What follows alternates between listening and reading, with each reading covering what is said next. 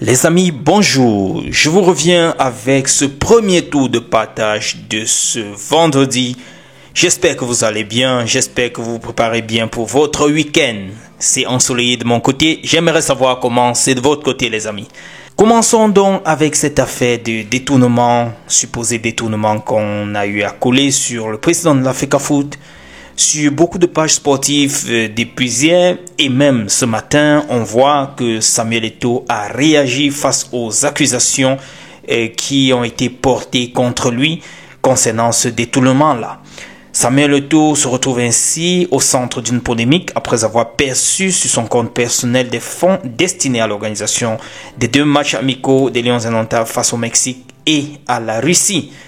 Et selon certaines sources, un proche du président de la FECAFOOT confirme les faits, mais précise que le versement a été effectué avec l'accord du comité exécutif en raison de contraintes bancaires internationales, restrictions imposées par les États-Unis sur certaines transactions et limitations financières liées à la Russie. Alors les amis, voilà donc ce qui se passe actuellement en ce qui concerne cette affaire-là. Samuel Eto'o, de son côté, rejette catégoriquement toute accusation de détournement ou d'enrichissement illicite. Bref, il dénonce une campagne médiatique orchestrée pour nuire à son image, qualifiant ces accusations de désinformation. J'ai également vu cet article de Jeune Afrique, qui est un journal que nous connaissons bien. Et là, il nous fait savoir que Samuel Eto'o, visé par les accusations de détournement de fonds, se défend. Il nie tout enrichissement personnel et dénonce une campagne de désinformation. Ça, c'est un article donc, qui est paru chez Jeune Afrique.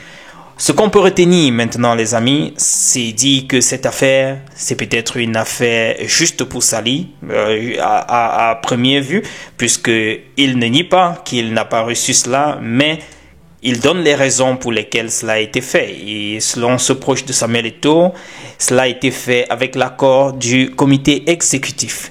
Les amis, je vais terminer rapidement ce premier tour de partage qui n'était que de quelques informations, quelques actualités. Terminons ceci avec cette très bonne nouvelle concernant Kylian Mbappé qui est sorti de l'hôpital et qui a repris les entraînements avec le Real de Madrid. Il faudrait mentionner que lors du premier match des Coupes du Monde des clubs, il n'a pas pris part à ce match parce qu'il était hospitalisé.